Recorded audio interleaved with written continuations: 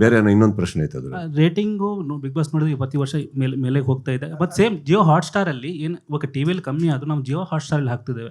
ಅದರ trend upward ಇದೆ. ನೀವೆಲ್ಲ ನಮ್ಮ ಕಾರ್ಯಕ್ರಮಗಳಿರ್ಬೋದು. ನಾನು ಹೇಳ್ತಾ ಇರೋದು ಅದಲ್ಲ, ಸಿನಿಮಾ ನೋಡುವವರ ಸಂಖ್ಯೆ ಇಳಿದ ಹಾಗೇನೆ ಟಿವಿ ವೀಕ್ಷಕರ ಸಂಖ್ಯೆನೂ ಕಡಿಮೆ ಆಗ್ತಾ ಇದೆ OTT ಪ್ಲಾಟ್ಫಾರ್ಮ್ಗಳ ಕಾರಣಕ್ಕೆ ಅನ್ನೋದು ಜನರಲ್ ಆಗಿ ಇರುವಂತ ನಮಗಿರೋ ಮಾಹಿತಿ.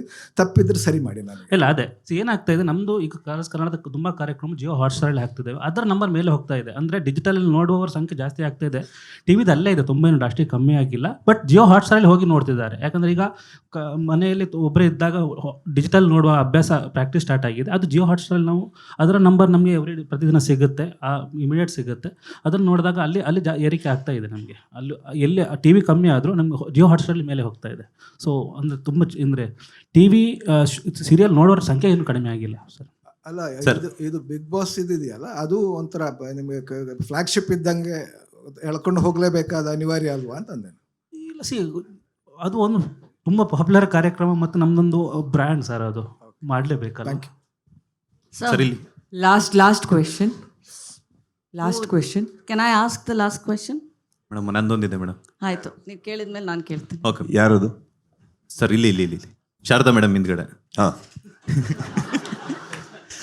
ಸರ್, ಏನಾಗಿದೆ ಅಂತಂದ್ರೆ ಬಿಗ್ ಬಾಸ್ ಆರಂಭ ಒಳ್ಳೆ GPS ಪೊಸಿಷನ್ ಹಿಡಿದಿದ್ದೀರಾ.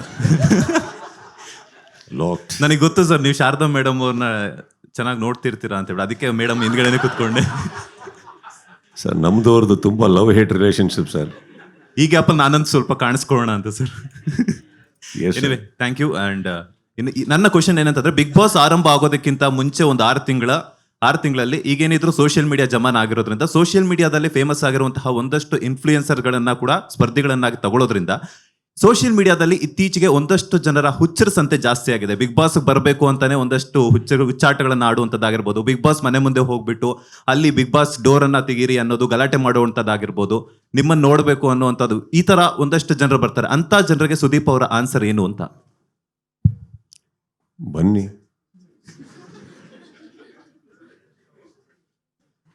ನೀವು ಹೇಳಿದ್ರಿ ಹುಚ್ಚರ ಸಂಖ್ಯೆ ಅಂತ.